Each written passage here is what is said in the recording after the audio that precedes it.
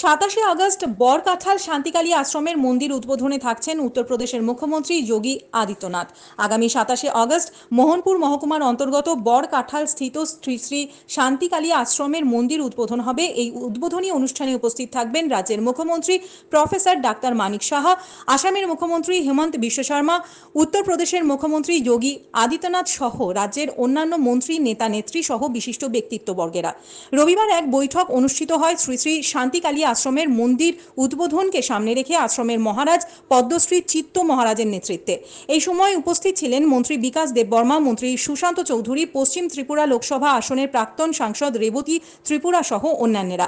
এই বৈঠকে উপস্থিত ত্রিপুরা রাজ্য সরকারের পর্যটন ও পরিবহন দপ্তরের মন্ত্রী সুশান্ত চৌধুরী ওনার বক্তব্যে বলেন, আমাদের দায়িত্ব কর্তব্য আমাদের সনাতন ধর্মকে রক্ষা করার জন্য শ্রী শ্রী শান্তিকালী আশ্রমের চিত্ত মহারাজের যে উদ্যোগে এই উদ্যোগ সকলকে সামিল করার কারণ তা আগামী দিনে আমাদের জন্যই সুফল নিয়ে আসবে।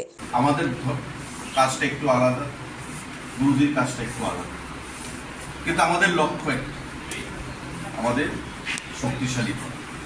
তো স্বাভাবিকভাবেই আমাদের প্রত্যেকের দায়িত্ব এবং কর্তব্য যে উনার এই প্রয়াসকে সমর্থন করা, এবং এটা খুবই আনন্দদায়ক যে আজকে এখানে বিভিন্ন আগরতলার বাইরে, পশ্চিম জেলা, দক্ষিণ জেলা, গোমতী জেলা, বিভিন্ন জায়গা থেকে এখানে আমাদের বন্ধুরা এসছেন, যাদের সঙ্গে আমাদের শান্তিকালী আশ্রমের বা মহারাজের এখানে যোগাযোগ করেছে।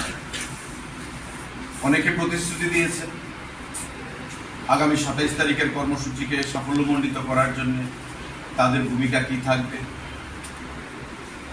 অনেক ব্যবসায়ীরা আছেন যারা রাজ্যের বাইরে থেকে, গুজরাট থেকে, মহারাষ্ট্র থেকে মন্দিরের উন্নতিকল্পে সাহায্য প্রদান করছে।